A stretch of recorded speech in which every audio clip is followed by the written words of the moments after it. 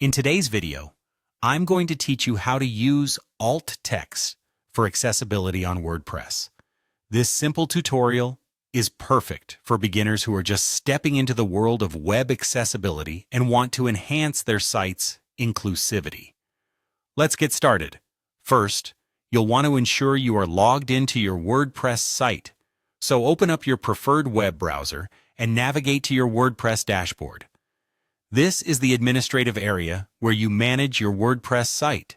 The dashboard is your central hub, providing access to all the tools and settings you need to customize your site. Once you're on the dashboard, focus your attention on the left-hand sidebar where you'll see the Media option. Click on it, and this will take you directly to the Media Library. The Media Library is where all your files, images, and media content are stored. Now that we're in the Media Library, you can choose any image that you'd like to work with. Just click on one of the images in your library. When you do this, a new window will pop up, providing various details about that particular image. Here's where we get to the important part regarding accessibility: the alternative text, often referred to as alt text. Simply click on the field labeled Alternative Text. Alt text is crucial as it serves as a descriptive text alternative for images on your site.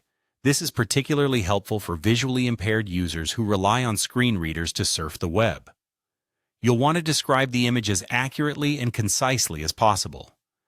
If the image conveys information that's vital to understanding your site's content, be sure to capture that in your description. While you're here, you also have the opportunity to edit the image's title. Though not as critical as alt text, a clear, descriptive title assists with organization and search functionalities within your media library. Additionally, you can edit the caption field. This is visible alongside your image when it's displayed on your web page, giving you a chance to add context or credit. Further, there's an option to edit the description of the image. This is particularly useful for your own records, or to give additional details about the image's purpose or origin. Once you've made all these necessary updates, remember to save your work. Look for the Save button, usually located at the upper or lower part of your screen within the Image Details panel. Simply click on it to ensure all your changes are secured, and there you have it.